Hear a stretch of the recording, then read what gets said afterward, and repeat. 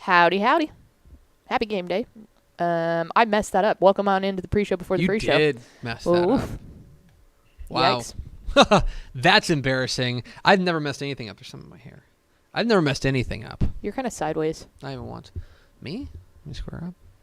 No, it's not you. It's the camera. It's the camera. Oh, boy, yeah. I'm kind of leaning here. Well, these ROF people come in here and then they mess everything up. I know. Hi, everybody. Welcome into the pre-show before the free show. We were talking about water polo. Oh, my gosh. Do you look straighter?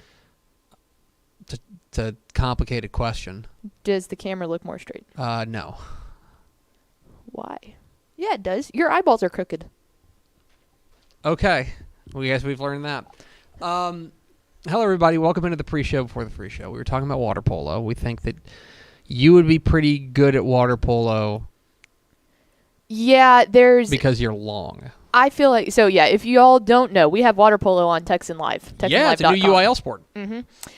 So I was watching some of it the other night and checking out, how the broadcast looked and stuff. And then I was also, just curious as to what water polo kind of really consists of. Like, I think everybody kind of knows, but I don't know, like, the true ins and outs of it.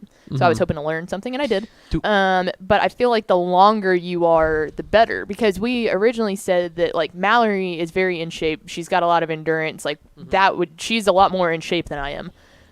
But she's so short, like, and she's got little hands. Like, I have massive hands and really long arms. So I feel like that would help. Do we have somebody? I'll admit I have not watched the water polo. I saw you tweet about it, and that seemed cool to me. Do we have somebody doing like play-by-play on it? Who? Recently, it's been our guy Jay Dunson and Tom Vinay. Okay. Yeah, they were on the call Tuesday. They're both going to be on the call on Saturday too. If you want to watch Saturday at noon, there's 2 more water polo matches. What I want to do, I think this is a new professional goal for me. Is I want to parachute into like as many Texan Live broadcasts that I'm wholly unqualified to call and call them. Okay. Like, Soccer's a spring sport, right? I genuinely want you and Ish to do a soccer game together because y'all love soccer. I think that would be really, really cool. I want to have our buddy Hudson Standish do soccer too because he's a massive soccer fan. Yeah, soccer, because we got a lot of stuff. Because I think Hudson used to work overseas for a soccer team. I'm fairly positive about that. Hudson Standish is the most interesting person in the world. I've told you this for months. Yeah, I'm trying to think of what else I'd be wildly unqualified to do. Because, like, you became, like, the color girl for... Softball. Softball on ESPN. Yeah. And, like... they asked me to do volleyball, too, but with my schedule, it's just not working. Mallory is doing volleyball for ESPN. And, by the way, speaking of which, did you see our friend Shelby Coppage is doing some volleyball, too? Yeah, she's doing it, I think, and SEC Network, I think. I don't know her athletic background, though. She might have been like a volleyball star. I think so. Okay, that would make sense. She looks unbelievable. You want to talk about a person that looks crazy athletic? She does look athletic. Shelby looks crazy athletic. Yeah. But I'm trying to think of like what I would be like wildly unqualified. See, you were probably. I was just gonna say volleyball might be one of them. What? One act play. Do we broadcast one act play? I don't think so. I want to do. We do. I want to do a between show. I want it to be like, oh my gosh. Do you want to come down to Seguin and do mariachi with us? Because Mallory and I are doing mariachi. You want to talk about being unqualified? Yes. Like I don't know the first thing. Like I know it's awesome, and that's the extent of my analysis. I'm like, this is great. Are y'all seeing this? you guys playing the guitar, man. Unbelievable. I think your outfits are awesome too. Yeah. Wow. That'll be the extent of my analysis, like for 4 hours. But if we could do one act play, what I'd like to do is like Bally does the state championship coverage of like there's like a game and then there's like a between game show and I want to do that between game show. We are doing. I think we are doing a show for UIL academics, and you would actually be like good at talking about that because you did that, didn't you? The Region 1 champion in headline writing. Thank there you you very go. Much. That's right. 2004 Region 1 champion. I won district in impromptu speaking in 7th grade. How about that? Yeah, district champ. Impromptu speaking. I was really sad though because I was going to keep doing UIL academics in high school, but they got rid of impromptu speaking. Ugh. I was very sad. The Well, one thing I was good at, It's kind of just like talking. right, but it's one of those things that, like when somebody's too good at it, they got to change the rules. Rules. To make it like, we got to get rid of this. You know what I mean? That's what they did. It's like they're moving the 3-point line back. It's like, this can't do it. That can't be pickle having this. kid in Lano is This too is good dominating. at too good at Exactly. talking. You're the Michael Jordan of impromptu speaking. That was a fun event. It was really fun. You got they gave you, like, you got to draw basically out of a hat, and it was a sheet of paper, and it told you what you had to talk about, and you had 5 minutes to sit there and think of, like, an opportunity, like, think of a speech to give for, like, anywhere between, like, 5 and 10 minutes on that topic. Huh. And then you had to go and do it. It's kind of what you do for a living now. Yeah, exactly. I was good at it. I was going to say. Now people pay me to do it. I'd love to run back, I'd love to find a headline writing contest sheet and see if I'm any better at now than I was then. My brother was really into UIL. He did number sense, and there was a different one. It's whatever the math one. Teachers could probably yell at me, but it's whatever the math one is that you're not allowed to write anything down. You have to do it all off the top of your head. Yeah, that's insane. Oh yeah, he's stupid smart. No, I don't want to do that. Now he's just posting his fits on Instagram. Yeah, that's what he does. Looking good, Jake. Keep up the great Fly. work. Get a theme expo. Pickle! Hit the arrow sign.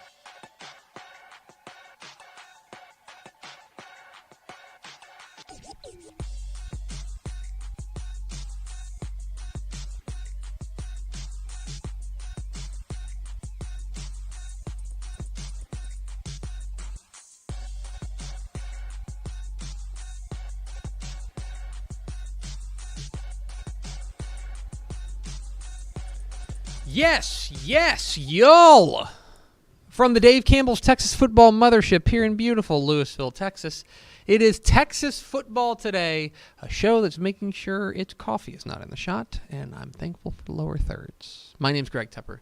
I'm the managing editor of Dave Campbell's Texas Football magazine, TexasFootball.com, a corresponding website. Thank you for spending part of your day with us, whether you're watching us live on TexasFootball.com, on Facebook, on YouTube, on Twitch, on Twitter, all of the places, or you listen to us on the podcast, which you can subscribe to on the podcast vendor of your choice. Either way, thank you for doing your part to support your local, mediocre internet show. I am sitting over there at the helm today. She makes us sound good every single day, except for the day she doesn't.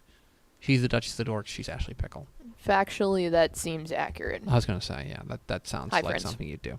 By the way, if you're interested, September 29th, 2020, we did a show. Denison coach Chad Rogers was on. We talked with Craig Way and more. That was episode 1037. But today is Thursday, September 29th, 2022. 56 days till Thanksgiving. Happy birthday to Kevin Durant. Oh, nice. Episode 1467. I'm not going to say anything else about Kevin Durant because he will chirp at me on Twitter. This is true. On today's show, folks, big show. We're going to count down the top 10 Texas high school football games to watch this week. A couple of big ones. It's a thinner slate, but we've got 10 bangers to bring you and to talk about. Then, about 12:20, we're going to be joined by the head coach of the unbeaten 5-0 Bushland Falcons, Coach Josh Reynolds. They've put together a really nice resume suddenly. They've got a win over Canadian. They've got a win over Childress. And then last week they went to Dumas and got a win. Now they welcome in unbeaten El Paso Riverside. And I am excited to talk with Coach Josh Reynolds of Bushland coming up here in a little bit. And then back half of the show, we got the picks, my high school football predictions for week 6 of the Texas high school football season. And then we're going to round it all out with Craven Betts. Mike Craven is here to offer his financial advice for what you should do with your units in the college football gambling space this week. So stay tuned for that. Do we have first 4 through the door? We sure do. It was Tony Blaylock, Coach Terry Crawford, Nick Morton, and Rob Hadaway. Welcome in, fellas. Welcome in, everybody. Who's Abbott got this week?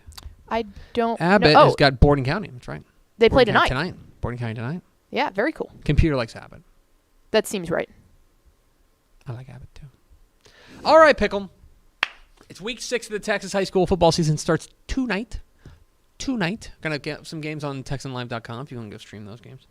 But there are big games across every corner of the state, despite it being a large open date. A lot of, as we mentioned, 33% of the state is off this week, but we do still have some bangers to bring you all across the state of Texas. Without further ado, let's roll out the top 10 Texas high school football games this week. We're going to start in the middle, 7:30 p.m. tomorrow night in Refugio as the unbeaten Three Rivers Bulldogs. When's the last time you said that? It's been a minute, but the unbeaten Three Rivers Bulldogs travel to take on District foe Refugio. I'll tell you this about Three Rivers.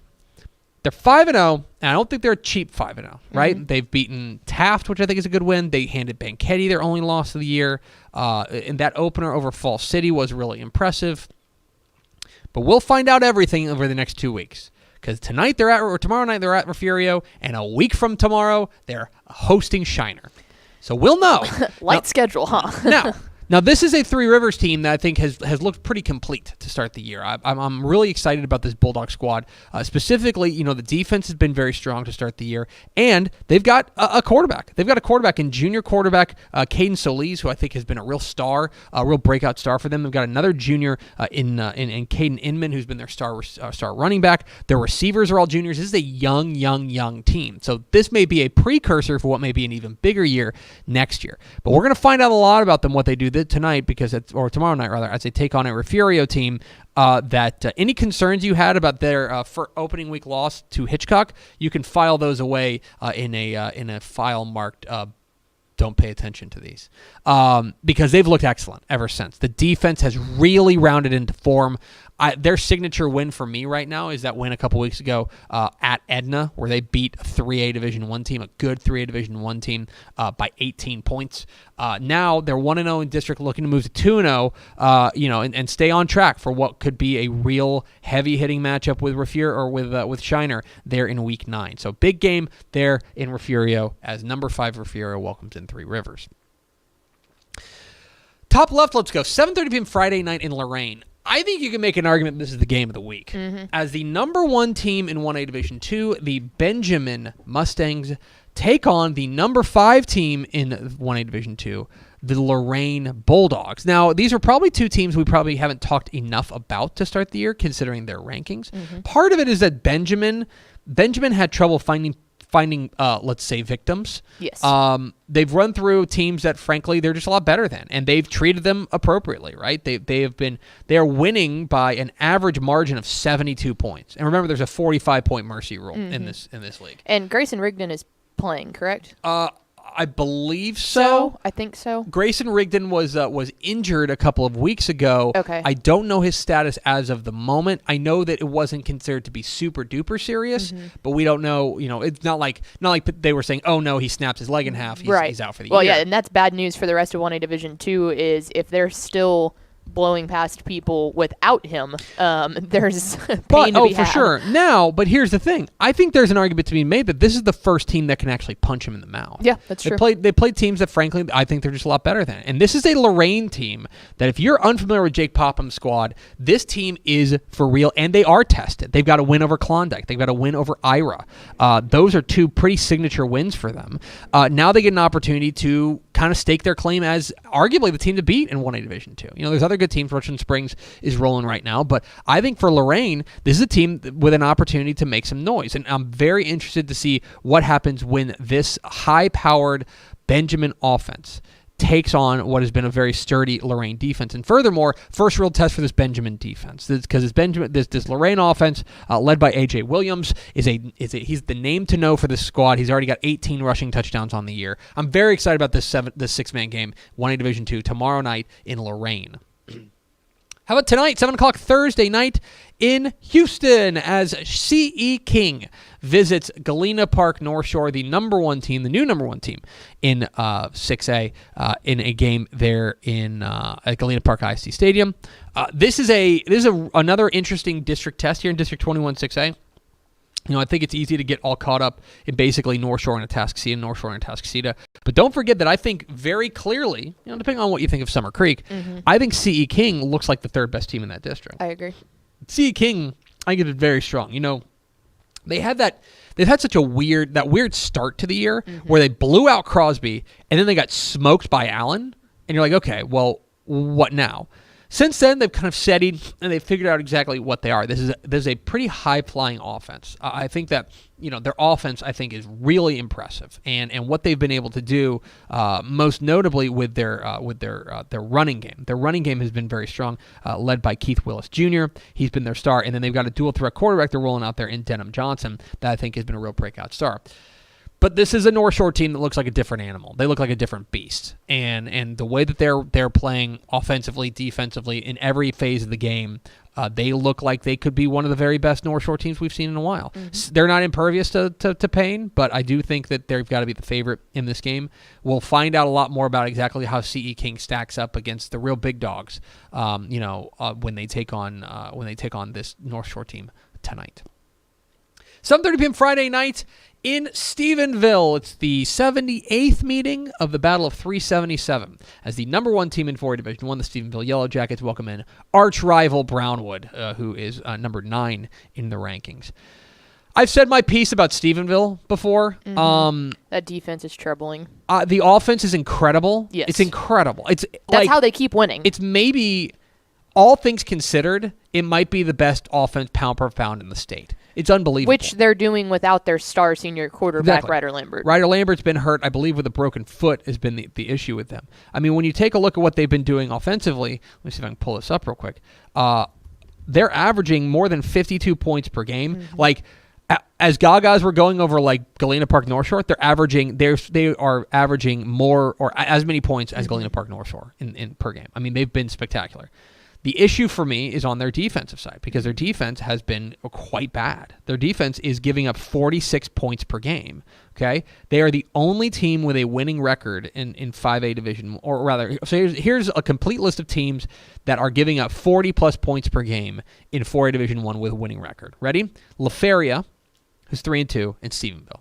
And Stephenville is giving up 4 more points per game than LaFeria. Mm-hmm. I mean, they are 5th from the bottom in 4A Division 1 in defense. Which is so backwards from the state championship team that we saw last year. Oh, yeah. Last year, their defense held them in a lot of the games. So here's Brownwood. Brownwood coming off of, I thought, a really complete performance against Waco Conley. Their defense has been very consistent. Yes. Sammy Burnett's got them playing, and I think this quarterback, Ike Hall, has stepped up in a big way. Mm-hmm. A lot of this comes down to whether, and like, if this gets into a shootout, Brownwood's not built to get into a shootout. No. Their offense is good, but it's not Stephenville good. Right.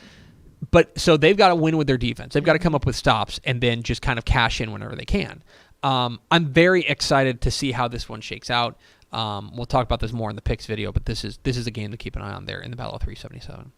7 o'clock Friday night in Grapevine, live on TexanLive.com. Let's go. A top 10 matchup in 5A Division 2. It's the Battle of the Red Rail as the Grapevine Mustangs take on the Colleyville Heritage Panthers, and two teams that I think are kind of bobbing along in 5A Division 2 and just doing what they need to do to stay in the rankings. Mm-hmm. Like, Grapevine's got one loss, but it's to Argyle, right? And it was a relatively competitive loss to them. I thought that they played pretty well in that game. And their offense has been very, very strong to start the year. They have been. I'm very excited to see what this offense is able to do in this particular game, because this is an offense, most notably with the playmakers they've got. I think that Kai Pruitt, their receiver, has been very strong, and then they've got I believe they settled on the junior quarterback Luke Ulrich to be their QB. Yes, and he's been very strong as well. Taking on a Grapevine team. Or rather, that was Colleyville Heritage. This is this taking on a Colleyville Heritage team rather. That, for me, their best result of the year, I mean, it kind of depends on what you think of Ennis, because they've got a win at Ennis, which is no mean feat. Right. But they are now, their best result, I think, is what was a pretty close loss to Texas High. They hung in that game for about 3 quarters before Texas High pulled away there. But this is a big test for both these teams.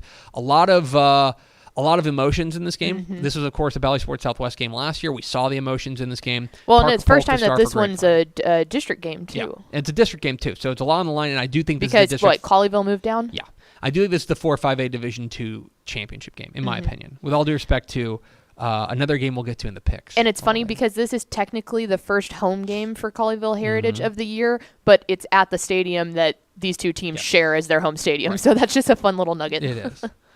7 o'clock Friday night in Bushland. We're about to talk to the head coach of the Bushland Falcons, the number 5 team in 3A Division 1, as they welcome in an unbeaten squad from 4A in El Paso Riverside. If you're unfamiliar with this Riverside team, they're not an accident. No, they're good. This team's for real, and they've got a playmaker that is going to drop your jaw in Speedy Munoz. Speedy Munoz has been really fun to watch in this over the course of his career. The quarterback is thrown for 8 touchdowns. He's run for another 8 touchdowns. He has been a star in the making. But they're making a long trip to Bushland, up to Potter County, to take on a Bushland team that we mentioned has a pretty impressive resume. Wins over Canadian and wins over Dumas, I think, have really buoyed them. Their junior quarterback, Dawson Jaco, has stepped up in a big way. Keep an eye on this game, because I think we'll find out a lot about these 2 undefeated squads tomorrow night in Bushland.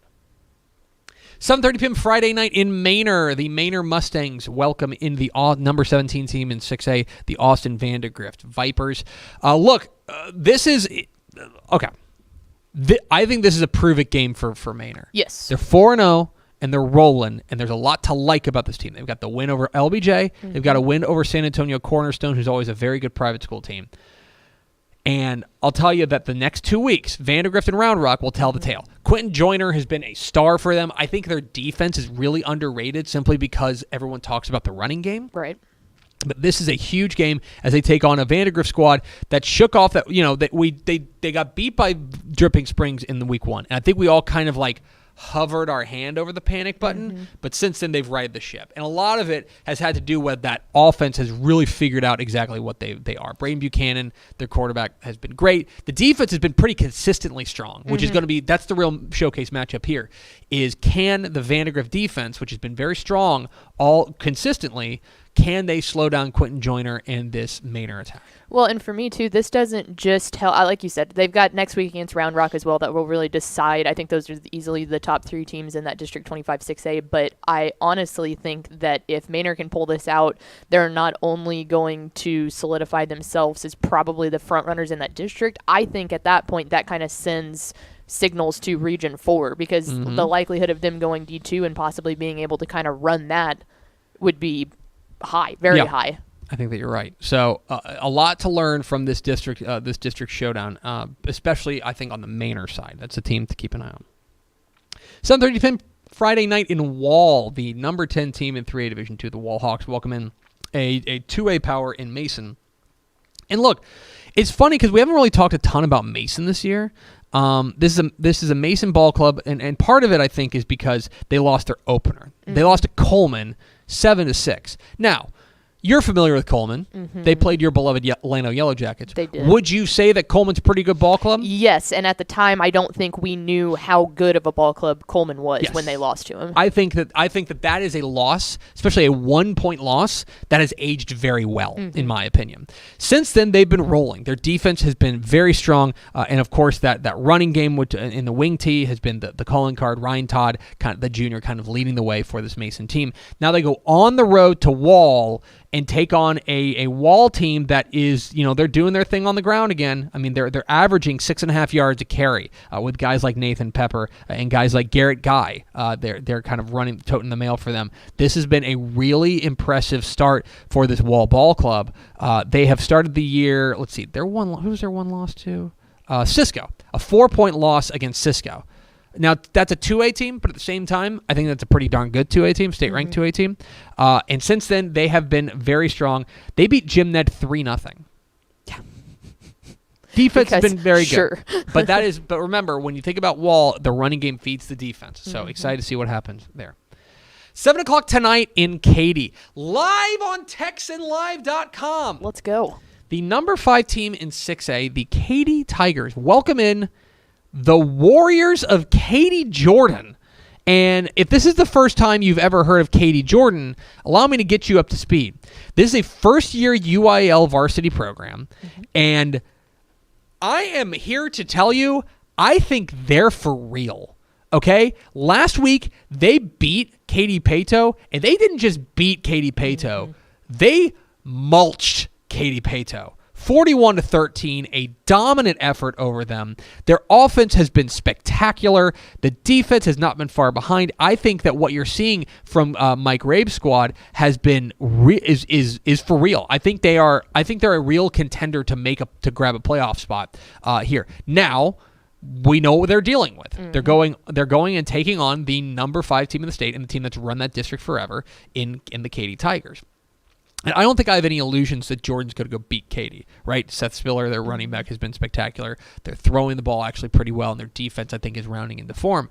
But this is a real measuring stick for this team. And I think that, for Colin Willits, the quarterback, and for Chad Gaspar, the running back, this is a team, obviously, as a first-year UIL program. They're very, very young, but they're ahead of schedule. They're big, too. They really are. This is going to be a real, line, this is a line of demarcation here that we're going to learn exactly where Katy Jordan is in their program development when they get to measure up against the big boys, right? They get to measure up against Katy. It also helps too, like you mentioned, kind of getting a pulse on where Katy Paetow is too, because that was a program I think that we just had questions about. You're moving up to 6A. How is it gonna shake out? What are they for real again? And if they go out there and Katy Jordan is able to, if they get blown out, then you're worried about Paetow. Yes, I would agree. And finally, 7 o'clock Friday night in Magnolia, the number 6 team in 5A Division I, the Richmond Foster Falcons, go on the road to take on Magnolia West in a game that I think has an opportunity to be a real low-scoring slugfest. 2 good defenses in this one. If you're not paying attention to Richmond Foster's defense, you are missing out. This defense has been fantastic with Demetrius Godfrey and Christopher Gore. This Mustangs defense has been very strong as well, making big splash plays with Tyler Harsh and Clayton O'Hearn. A lot of this comes down to how well Magnolia West can contain Ashton Ojaku. Ashton Ojaku for Richmond Foster is the real deal. This kid's awesome, and he's going to be the single individual best playmaker on the field in a District 10 5A Division I that does not have a ton of margin for error. You've got to make sure you win this game if you're Magnolia West, or else you start, or for both these teams really, you start questioning whether or not you're getting into the playoffs, because it's a deep, dangerous district. So those are the top 10 Texas high school football games this week. We're Texas Football Today. We're here every weekday at noon on TexasFootball.com, talking football in the Lone Star State. You can follow us on Twitter at DCTF, like us on Facebook, Facebook.com/Dave Campbell's. Follow us on Instagram, Instagram.com/Dave Campbell's, and of course, see us at TexasFootball.com. Pickle, can we talk about our friends at Honda? We sure can. Dave Campbell's Texas Football has partnered with the North Texas Honda dealers to honor community helpers from across North Texas. Texas is fortunate to have so many great individuals that give back to their community in so many different ways. Thanks to the support of the North Texas Honda dealers, we have the opportunity to shine a light on a few very deserving individuals. Congratulations to Chris Steele at Colleyville Heritage High School for being the recipient of the Community Helper Appreciation Award presented by North Texas Honda dealers. Thank you for being helpful in your community. For more information, visit TexasFootball.com, and congratulations once again to Chris Steele of Colleyville Heritage High School, the recipient of the Community Helper Appreciation Award presented by North Texas Honda dealers. Now a word from our friends at VCR Now. Born and bred in Texas hits a little different, as it should. Texas loves doing business with fellow Texans. VCR Now takes its Texas roots as seriously as its many partnerships with schools and universities around the state. It's also why we're so proud to promote our brand in the pages of the Texas Bible, Dave Campbell's Texas Football, and on the airwaves of Texas Football Today. Driven by producing quality broadcast video, state-of-the-art audio, and LED video scoreboards at affordable prices, VCR Now makes sure to listen to your needs in its athletic department before recommending the next best steps. Building great products is our business, and it's our focus on building meaningful, long-term partnerships with our clients that sets us apart. From our 24/7, 365-day help desk, the training lab in our hometown of Red Oak, or our sports marketing business plan that puts money back in the hands of our athletic departments we support, VCR Now is built to last. Reach out to us today at info@vcrnow.com or by calling 855-GO-VCR-NOW. Again, that's info@vcrnow.com or by calling 855-GO-VCR-NOW. Every high school athlete wants to play on the big stage, and every parent wants their child to be the best, but is making your target list of schools based on top 25 rankings really the best strategy? What about academics? location, coaching style, financial aid. There's so many factors that should be considered when selecting a college program outside of on-field performance. Our friends at Athletes to Athletes have put together a recruiting guide centered around providing a broader, more holistic perspective about what your college experience could be. It's got checklists, do's and don'ts, key strategies, much more. It's a 22-page guide that covers everything you and your family should know as you walk through your college recruiting journey. And now, for a limited time only, Athletes to Athletes is offering this guide for free to our audience. Go to athletes.com/Dave Campbell today. Download the free college recruiting guide. That's athletes.com, athletes.com/Dave Campbell, or scan that QR. Pickle, let's go to the hotline, and let's welcome in the head coach of the state-ranked, undefeated Bushland Falcons up there in Potter County. We're joined by Coach Josh Reynolds. Coach, how are you? Good. How are you doing today? I'm excellent. How are things in beautiful, windy Bushland, Texas? Oh, it's actually a pretty nice day today. The winds, knock on wood, have been pretty low, so just a nice day up in the Panhandle. I was going to say because we got word. Matt Stepp told me he goes. I got to be honest. I think Bushland might be the windiest place in Texas. Can you vouch for this? There's a good chance for sure. Whatever, out here, there's nothing really stop the wind. So whatever is blowing in Amarillo, you can add about another 5 miles an hour to it. So unfortunately, it probably ranks up there as one of the windiest places around. Well, regardless of what the weather's been doing, it hasn't slowed you guys down. You guys are off to a 5-0 start, a torrid pace. And what I want to do is I want to go back to the game in week 2 when you guys took on Canadian. And there's a Canadian program that at this point needs no introduction, but you guys are a program that has had some pretty decent success against this Canadian team. And you guys go out there and you, in many ways, dominate them. Did that feel like an early turning point for your ball club whenever you were able to go and play such a good team like that? I think, anytime that you play a good team, especially a great team and a great program like Canadian, you're always going to be tested. And, that was the second week of the season. And we felt like we, had a chance to have a pretty good team. And, the way we were able to come out and play and execute and kind of get after it that game against Canadian, I think, made us realize, hey, we have a chance. There's a lot of teams that have a chance, but we just got to keep on improving. But, yeah, I mean, you're right. I think we did some good things in that game. Canadian, probably did some things that are uncharacteristic of, Canadian teams. Some things went our way. The ball bounced our way a few times. So, but I think it gave us confidence, moving forward that, hey, if we keep working hard and trying to get better each week, we have a chance to be pretty good. And then, of course, last week, you guys go on the road and take on a different challenge. And going on the road to a team that's larger, a 4A team, and Dumas, and a team that, in many respects, like that's a tough place to play. It's not only a tough road trip for you guys about an hour north, but also it's a tough place to play. What did you learn about your ball club last week with that win over Dumas? Well, I thought, we really were real physical on the lines, offensive and defensive lines. I think if you know anything about Dumas, and what they've done, and Coach Dunham, they've done such a good job of instilling that in their program as, just being, playing with the physicality that, they're going to be more physical than everybody they play on Friday nights. And that's what we want to do as well. And, at least last Friday, I felt like we were the more physical football team. So I to answer your question, I think we learned that we can play different styles of football, and that's to me, that's what it takes, throughout the course of a season is you're going to play different ball clubs. You're going to play teams that do different things.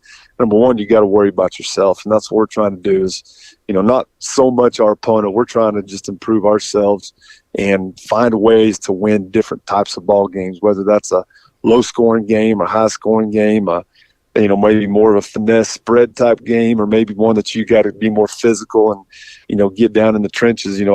I felt like our offensive and defensive lines really stepped up and played well last week. Talking with Josh Reynolds, the head coach of the Bushland Falcons here on Texas Football Today. Get involved in the conversation, #TF Today. Coach, it's hard not to notice what your junior quarterback, Dawson Jaco, is doing. And this is a guy who had never started a game coming into this year. I mean, he's basically, in many respects, he's probably more known as a baseball star up there in Bushland. But here he stepped into this role, into an offense that, certainly correct me if I'm wrong, but asks a lot of their quarterback. Yeah. I have to imagine that, I'll leave it to you. what he's done so far, has it surprised even you? No, I think, we knew, I think we thought Dawson was going to be pretty special, just through the years watching him play quarterback, not just quarterback, but playing. He's a multi-sport athlete. And, he's just always had this, composure to him, that little I guess, that a coach is looking for, where, not only is he a great player in everything he does, but he's a competitor. He's somebody that I think the kids look up to as far as just being able to, step in any situation, in any sport and lead, lead by example, lead his teammates, make them better. So, yeah, Dawson's done a great job for us. And I think, we just felt like, if he could step up, which we thought he could, he's got great players around him too. And he'd be the first to tell you that. He's got some good offensive weapons, and the offensive line is playing really well. So, he's done a good job of, not only leading our offense, but leading our team. The other thing on the other side of the ball is you take a look at the way that your defense is playing. This is a defense giving up just 12 points a game, and that's not to say, they played some high-powered offenses, and they've held them in check. What is it about the defense right now that has you guys clicking so well? We're just so aggressive, I think you watch us play, live or, on film, our defense is just we play really fast, faster than what we look in the spring sometimes on the track. But, when we get out there on Friday nights, I feel like our coaches have really done a good job of having our kids step out there with a clear mind. And, we know exactly what to do. And that's part, only part of the equation is knowing what to do and doing it as fast and physical as possible. And I think our kids are being real physical, and we're just attacking on the defensive side. I want to ask you a little bit about your schedule, because you guys are in the interesting situation where you have the Week 11 open date. So 10 straight games and then a week off before, hopefully a playoff run, right? Right. How do you approach that? How do you go about kind of and I'm sure it's tougher on the coaches than it is for the players, because players just want to get out there and play. But how does that change things for you, knowing that you're not going to get a week off until you're getting right into the playoffs, but then that might be the time you need the week off the most? Right. Well, unfortunately, we have some experience with it, because this is our third year in a row to have this, and next year will be 4 years in a row. So the last two realignments, the last time I blamed it on my defense coordinator, because he's the one that drew from the hat at realignment day, and so I got to blame it on him. Then this past realignment, I drew it, and I pulled the last bye, so I can't blame it on anybody else now at this point. But yeah, it's not ideal, in my opinion. I think we'd like to have that bye either going into district or sometime during district. But to answer your question, I think I think we have to be intelligent as coaches, and understand where our kids are, both mentally and physically.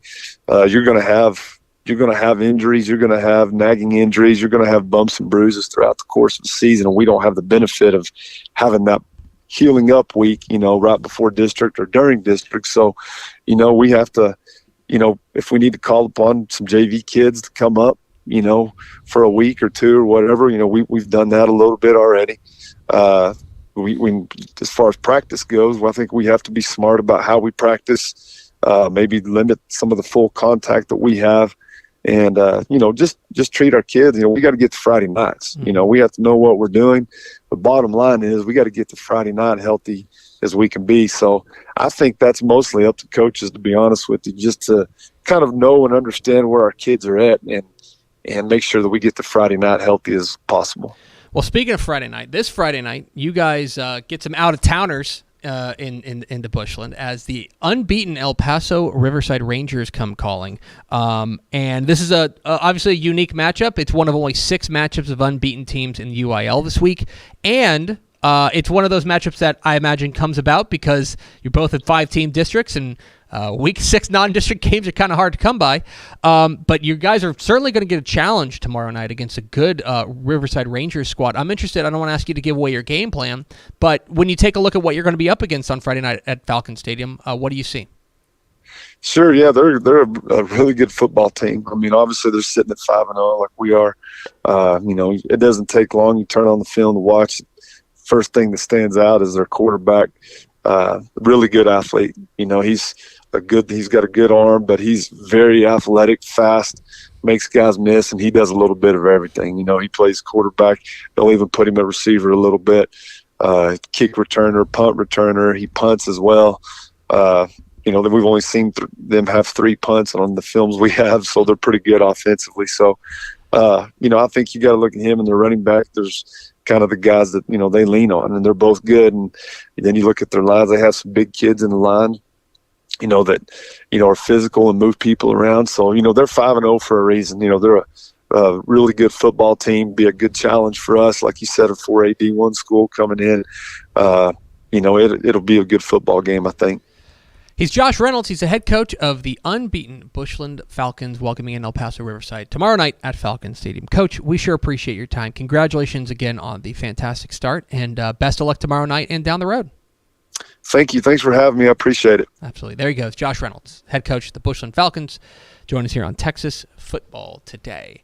Big matchup there, and I think he's right. Like, there's certainly some people who would say, it's a team from El Paso. Mm-hmm. I'm glad he's not overlooking them, because this is a good Riverside ball club. Yeah, I like that he said that the moment you turn on the film, you can see that. Because I think that if you might still think that a little bit if it didn't jump right out to you, but the fact that you notice it instantly, it's like, oh, wow, okay, hang on. This seems legit. What is this? Riverside's legit, and a team to keep an eye on out there in 4A. But Bushland has been, I think, again, I go back to last week against the two wins for the Canadian win, and then the Dumas one was it for me. On the road to a bigger school and to really play bully ball with them and kind of beat them soundly. Awfully impressive. And if Region 1 of 3A Division 1 is opening up, because if Brock is vulnerable, right? Bushland is certainly a team that can take advantage of that. So. I believe, too, what did Step say that Riverside is making the 8-hour trip today and then staying the night for the game tomorrow? Which is probably smart. Oh, yeah. But that's a long time on a bus to get out and then try and go run. You'd have bad knees. I hope they're cutting across New Mexico. I appreciate the idea of trying to stay within the borders. Yes, of course, but it's the straight line. Just go straight. Just go. We're at Texas Football Today. We're here every weekday at noon on TexasFootball.com, talking football in the Lone Star State. You can follow us on Twitter at DCTF, like us on Facebook, Facebook.com/Dave Campbell's. Follow us on Instagram, Instagram.com/Dave Campbell's. And, of course, see us at TexasFootball.com. Pickle Takis is the presenting sponsor of the Sustainability Champions Award, spotlighting influential kids looking to pursue a career focused on the social, environmental, and economic well-being of our future. This week's Spotlight game features the Highland Park Scots and the Dallas Jesuit Rangers, where we'll be spotlighting 2 Sustainability Champions Award winners, Jack True at Highland Park and Colton Power at Jesuit. Thank you to Takis for your support of Dave Campbell's Texas Football Sustainability Champions Award. For more information, visit TexasFootball.com. All right, Pickle. It starts tonight. It starts in about 6 hours. Week 6. Woo! Week 6 of the Texas high school football season. You heard the lady. I made a couple of predictions about the biggest games. Here's the picks, my high school football predictions for Week 6 of the Texas high school football season here on Texas Football Today. We're at the midway point of the 2022 Texas high school football regular season, and district races are already heating up. These are the picks.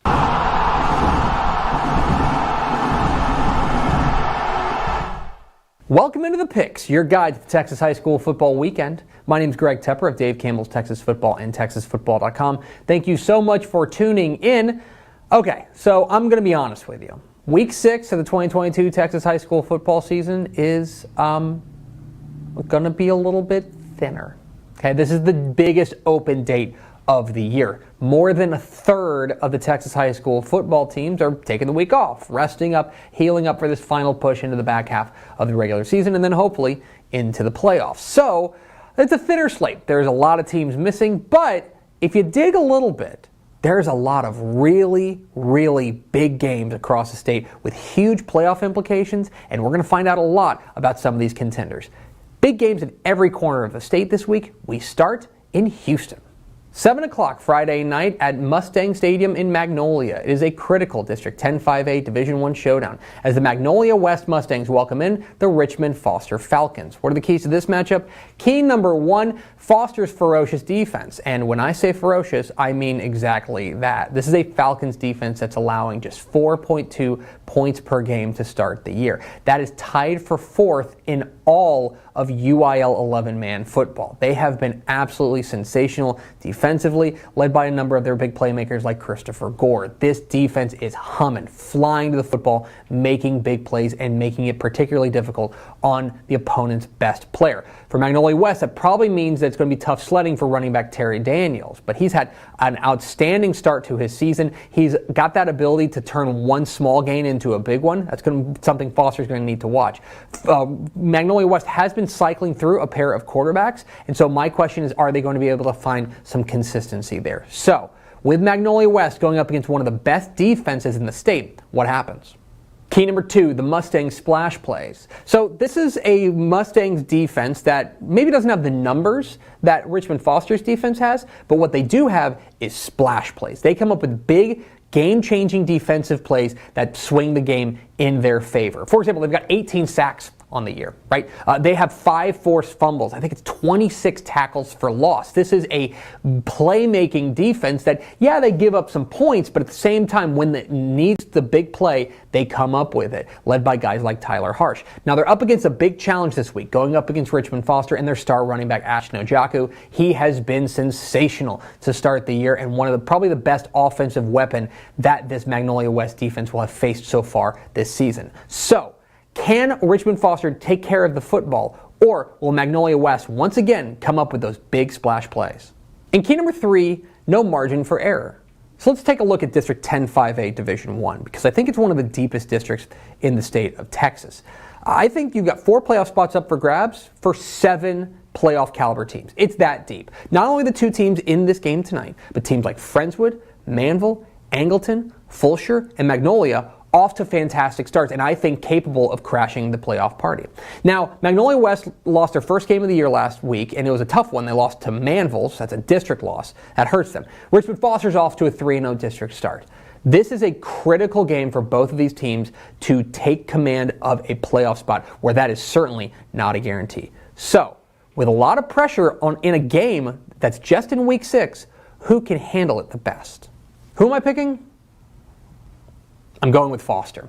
This team looks like the real deal. And running back Ashton Ojaku, I think, is one of the most dynamic running backs in all of Class 5A. He has been spectacular. They're throwing the ball pretty well as well. And then it goes back to that defense. I mean, this defense has been lights out. And I'm just not sure Magnolia West can keep up stop for stop, let alone score for score. For Magnolia West, I do think that the biggest key for them is to keep this score low. Lean on that defense, which has been very strong. They're going to need a couple of big splash plays, a couple of forced fumbles, an interception or 2, things like that. I think they need to be in the plus territory in the turnover margin, because I do think this is a Magnolia West team that has an opportunity to make a run.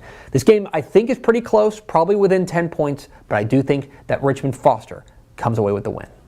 Let's go to the big country, 7:30 p.m. Friday night at Memorial Stadium in Stephenville. The 78th meeting in the Battle of 377 as the Brownwood Lions take on the Stephenville Yellow Jackets. Great rivalry matchup here. Stephenville is complicated. The number 1 team in 4A Division I has been rolling offensively, even with a backup quarterback. I think Ryan Gafford has stepped up in a big way. Running back Tate Maruska has been a star. This offense is hitting on all cylinders. Their offensive line, my goodness, they're so good up front. This offense, really, really good. And then there's the defense. And the defense has given up more than 44 points a game to start the year. That is 3rd worst in all of Texas high school football among teams with a winning record. Their defense has been, plain and simple, pretty poor.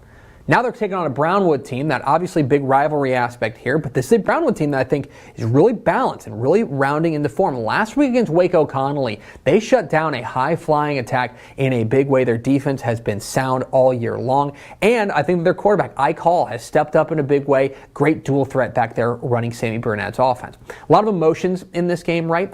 I think Brownwood's offense is good, but they are not Stephenville good. They are not able to, I think, hang in a shootout with Stephenville. They need to lean on their defense and get some stops. The other thing to know about Stephenville is they have a knack for the moment, okay? They have won a couple of last-second thrillers already this season because kind of they've fallen behind and then their offense has roared back. So if you're Brownwood, you got to make sure that you are comfortably ahead before you start thinking about taking your foot off the gas. This game, of course, will be a lot of fun. I do think Stephenville's offense is going to be too much. Give me the Yellow Jackets. Let's go to Fort Worth, 7 o'clock Friday night at Farrington Field out there in Funky Town. It is a matchup of surprise unbeatens in District 4 5A Division 2 as the Fort Worth Arlington Heights Yellow Jackets take on the Fort Worth Wyatt Chaparrals. And yeah, surprise, these teams are undefeated. And what a story Fort Worth Wyatt has been to start the year. They have been winning on the margins in a very serious way. They've got 2 1-point victories and a 3-point win in their 4 games this year. They have been really dominant defensively, led by Zachariah Mitchell, their linebacker. They have been very, very strong defensively. Offense is kind of, coming along, but the defense has been very, very good. Arlington Heights is going to have the superior offense in this game, led by running back Brian Furch. But in the end, this is a game that's going to be dictated by pace. For Arlington Heights, they want to get out and run. Get the ball to Tymir Bisco on the outside, their star wide receiver, and let him run loose. Get this game into the 30s and beyond, because that's not where Wyatt wants to live. They want to keep this score low, like win this game 14-10 low. So really interesting dynamic contrast here. I think I lean towards Arlington Heights, but it's going to be a fun one out there at Farrington Field. And 7 o'clock Friday night at Warhorse Stadium in Devine, it is another matchup of unbeatens as the Devine Warhorses welcome in the San Antonio Davenport Wolves. And speaking of unbeaten, surprise unbeatens, San Antonio Davenport's undefeated to start the year. The first-year varsity program has been terrific to start their young existence, and Coach J.D. Zimmer-Hansel has done a phenomenal job with this program. And by the way, they got that dude. Running back Shaston Golden has been terrific to start the year, averaging 213 yards and 3 touchdowns on the ground per game. He's been explosive. Going up against this Devine team, that their defense is their calling card. Led by Ethan Santos, he's also one of their top running backs. They want to keep the ball on the ground. This is one of those teams that their offense feeds their defense. Their offense goes on long, sustained drives, and their defense gets rested on the sideline. If this game does get into a defensive slugfest, can Davenport go stop for stop with Devine? That's the real question here. It's a fun matchup of unbeatens, but I do give the slight edge to the Warhorses. But those are far from the only big games in Week 6 of the Texas high school football season. Let's get to the lightning round. Send Dub the Coyote. I like Wichita Falls over Graham. Give me Sunray to take down Roscoe. And I'm going to go with Wall to get by Mason. Stanford beats Olney in a battle of unbeatens. I like Santo to stay up perfect with a win over Munster. And Highland Park gets by Dallas Jesuit. Give me Palmer over Blooming Grove in a battle of unbeatens. Give me Marshall to take down Hallsville. And I like Shallowater over Pecos. I like Joaquin over Garrison. Give me Honeygrove to take down Alba Golden. And San Antonio Taft beats San Antonio Warren. I like Jasper over Hampshire Finette. Give me Flatonia over Thorndale. And I'm going to go with San Antonio Johnson over San Antonio Brandeis. Edgewood gets by Grand Saline. I like Cy Fair over Jersey Village. And San Antonio Veterans Memorial beats Lockhart. I like Colleyville Heritage to win the Battle of the Red Rail over Grapevine. Give me Center to take down Rusk. And I like Round Rock to beat Round Rock Stony Point. I like Bushland over El Paso Riverside in a matchup of unbeatens. Give me Brownsville Veterans Memorial over Donna. And I'm going with Rockwall to stay hot with a win over Mesquite Horn. I'm going with Brownfield over Muleshoe. Give me Bracketville to take down Sabinal. And I like Refugio over Three Rivers. I like Bay City over Navasota, Pottsboro over Mineola, and give me Port Arthur Memorial to take down Crosby. I like Newton over Anderson Shiro. Lorena bounces back with a win over Little River Academy. And Cowboy Fight never dies, but I like Louisville over Coppell. Katy gets a scare, but they beat Katy Jordan. Stockdale hands Pearsall their first loss of the year. And I like Galena Park North Shore to stay perfect with a win over C.E. King. I like Frisco over Sherman. Dehanis takes down Charlotte, and unbeaten El Paso Bel Air. Believe it, I think they beat Hanks. I like Columbus over Madisonville. Coleman Blue Cats beat San Saba Armadillos in the mascot matchup of the weekend. And give me Clear Springs over Clear Falls. I'm rolling with Canyon over Andrews, Bremond over Windthorst, and give me Austin Vandegrift to take down Manor. Angleton beats Fulshire in another big District 10 5A Division I showdown. In our 6-man game of the week, it's a huge one. I think Benjamin survives Lorraine. And those are the picks. What am I wrong about? Which games did I leave out? Leave comments down below. Don't forget that subscribe button. Follow us on Twitter at DCTF. Like us on Facebook, facebook.com/Dave Campbell's. Follow us on Instagram, instagram.com/Dave Campbell's. And of course, see us at TexasFootball.com. Thanks for watching. Enjoy week 6 of the Texas high school football season. We'll see you.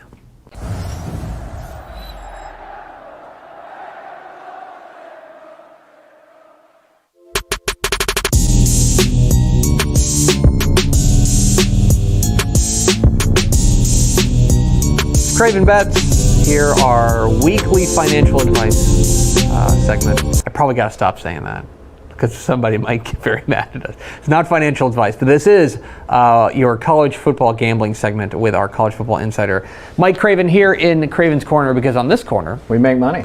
And we've been making money. Been making money. I was about to say, it is financial advice. You get more return on this than stocks right now. 100%. Stonks. Yeah. This is you can, I don't want to say you can take this to the bank, but you're on a heater right now. Mm-hmm. On a little bit of a heater. I want to say 3-1 on last week's Craven Bets pick. Yep, 3-1 on last week. I think I'm 11-6 overall on the show, like 22, 11-1 in the written preview that comes out on Thursday. So we're rolling so far, and it's good to have success early. Yes, because then you're playing with free money. You're not catching up. So it's been good so far. And it's good to have success early because then we don't have to sell people to keep watching this segment. Right. So good job by you. Thank you. Let's find out what Craven's thinking this week. Pickle. Let's go to a Big 12 battle here as TCU taking on Oklahoma. Craven Bets is taking the over on 67.5. Pointsy. Yeah, Oklahoma has something to prove this week coming off that Kansas State loss. I was at the TCU-SMU game, and that TCU's offense is really good. Max Duggan playing excellent. They have some wide receivers. The running game's going. The problem for TCU is that secondary is not that great.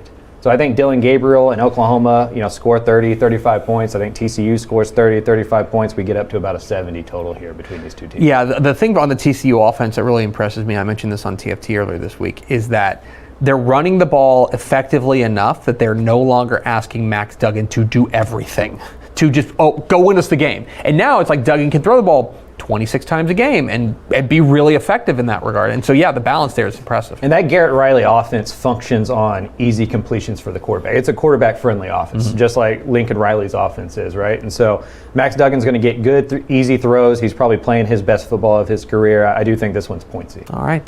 What's next, Pickle? Up next, we go over to the SEC, Mississippi State and Texas A&M duking it out. You're taking Mississippi State -3. Yeah, they can't keep doing this. First trip, yeah, they can't keep getting away with it. The first trip out of the state for them, too. Yeah, Mississippi State's going to score points. Like Mike Leach, offense is always going to score points. They got a good wide receiver, actually a pretty good running game, a decent defense at Mississippi State, something we don't think about with the Mike Leach team. It just feels like this luck is going to run out for A&M. They can't keep winning these close games. Like last week, they got lucky with the field goal going off the top of the goalpost. Anais Smith is out, so that offense is going to take another step back. It's on the road, as you mentioned, first time out of state. Max Johnson with his first out-of-state start. It just feels like eventually this offense and the lack of scoring, the lack of explosive plays is going to catch up to A&M. The defense can't just keep playing lights out every single week. Well, and especially against, because their defense has been great, but we talked about how it feels like, especially in the second halves of pretty much the last 3 games, you've seen that defense wear down. Yeah. You've seen it, those 2-3 yard carries start becoming 4 or 5 yard carries, and Mississippi State's going to stand on the gas in this game. Yeah, A&M's only running 53 plays a game on average, which is worse than FBS. They've only been in the red zone 6 times, which is also worse than the FBS. So you're putting a lot of plays, a lot of snaps on that defense week in, week out. Right. What's next, Pickle? Up next, back to the Big 12 we go. The Texas Tech Red Raiders taking on Kansas State. You are going the under here at 57.5. Texas Tech under. What a time. What a time. What I'm about to say is going to shock people. Yeah. These are mirror image teams.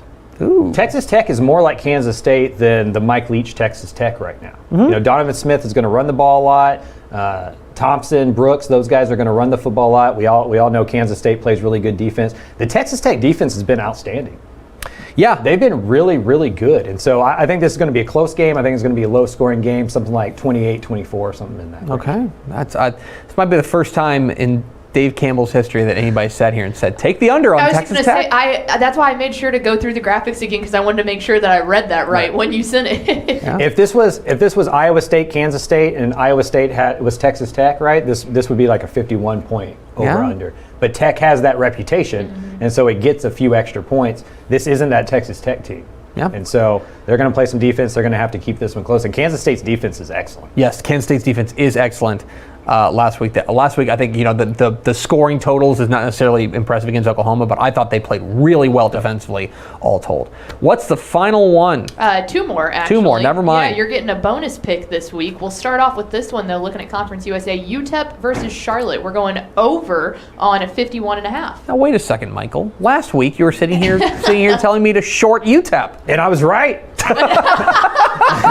I think this is such a bad game, right? Like Charlotte's one of the 5 worst teams They're in very the country. Like FIU, Charlotte, Colorado, Hawaii, like Charlotte is that bad. UTEP beat Boise State last week and did it with a recipe that can be used week in, week out. Gavin Hardison wasn't asked to throw the ball 40 times. They ran the football. They were more efficient in the passing game. Charlotte's defense is really bad. UTEP can be gotten on the defensive side, too. I think this ends up being 28-24, just because both teams are so bad. This feels like it's going to be more of a scoring game. 51's a low scoring point for a college game. Like, that's a low total, over and under. I think everybody's getting on this, like, UTEP's offense isn't a very good train, which I agree with, but it's too much of an overreaction. We're going to go the other way this week. We're going to zig when they zag. All right, now let's do the last one. I was going to say, you're getting an extra one here. We're staying in Conference USA, North Texas, +3 over the Owls of FAU. Oh, go ahead. Kiss up the pickle.